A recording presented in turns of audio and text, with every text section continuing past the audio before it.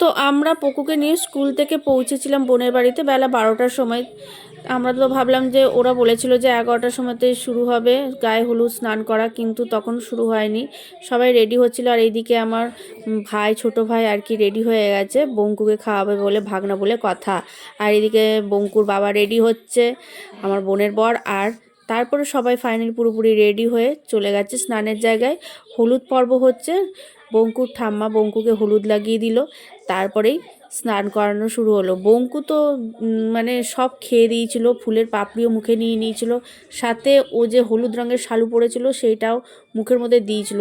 এত হলুদ উঠেছে যে ওর মুখেও হলুদ হয়ে গেছে, প্রথমে বোঝা যায়নি, নীল লাস্টে বার করা হয়েছে। তারপরে যাই হোক, তারপর আমার বাবা খাওয়ালো আর দুই মামা তারপরে বসলো খাওয়াতে।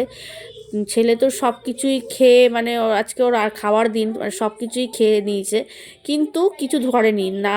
সোনা ধরেছে না, টাকা ধরেছে না, খাতা ধরেছে, যা ওর কিছু ধরতে ইচ্ছে হয়নি। তারপর আমরা পৌঁছে গেছিলাম খাওয়ার দাওয়ার জায়গা, যেখানে বসার জায়গা একসাথেই করেছিল। সেখানে গিয়ে আমার পুকি তো ওখানে গিয়ে ঘুমিয়ে পড়েছিল। আর এইদিকে করেছিল কফি স্টল দিনের বেলাতেই, আর ফুচকা করেছিল। দিনের বেলা ফুচকা, সবাই ভাবে যে দিনের বেলা ফুচকা করেছে কে খাবে, কিন্তু ফুচকাই খুব তাড়াতাড়ি শেষ হয়ে গেছে। ফুচকা স্টলেই ছিল সব থেকে ভিড় কফির থেকে।